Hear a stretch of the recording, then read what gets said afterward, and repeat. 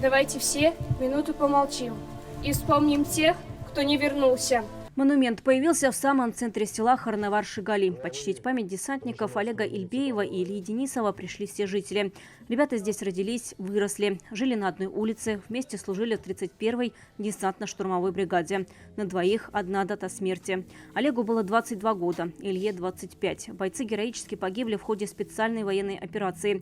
Оба награждены орденом мужества. В любую минуту, за друзей, за товарищей мог в огонь и в воду. В любое время, хоть ночью, хоть днем. И как начал служить по контракту в бригаде, в 31-й бригаде, получается, у него любимая фраза была «Никто, кроме нас». Эти слова теперь написаны и на самом монументе. Под куполом парашюта имена двух героев. Памятник установили силами жителей села. Идея молодежи. Все вместе решили так. Первоочередно это уважение со стороны друзей и всех, кто его знал. Мы все вместе собрались, сделали. Как говорят, героев должны знать в лицо.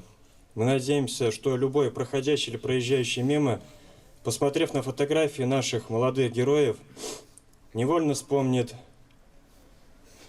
кто-то близкого друга, надежного товарища, кто-то послушного ученика, веселого одноклассника. И хотя бы про себя скажет слова благодарности настоящим патриотам нашей Родины. Это уже соседнее село Коршанге-Шигали. Рядом с обелиском в память о героях Великой Отечественной теперь новый памятник. Посередине фото погибшего земляка в Афганистане Петра Маркелова. Рядом бойцов, погибших на СВО. Один из них, Александр Большаков, родился в Ульяновской области. Все детство провел здесь, на малой родине родителей. Хорошим сыном, хорошим братом был. За ним шли ребята. Он всегда был впереди. Был примером во всем, всегда поддерживал, говорят друзья и сослуживцы Ивана Павлова. Он родился и вырос в Коршанге-Шигали. Деревня небольшая, и каждый гордится, что у них есть такие герои. Он погиб, выполняя воинский долг. Ему было 36 лет. Я знал каждого, и Саню, и Ваню. Мы вместе выросли, вместе ходили в клуб, вместе учились.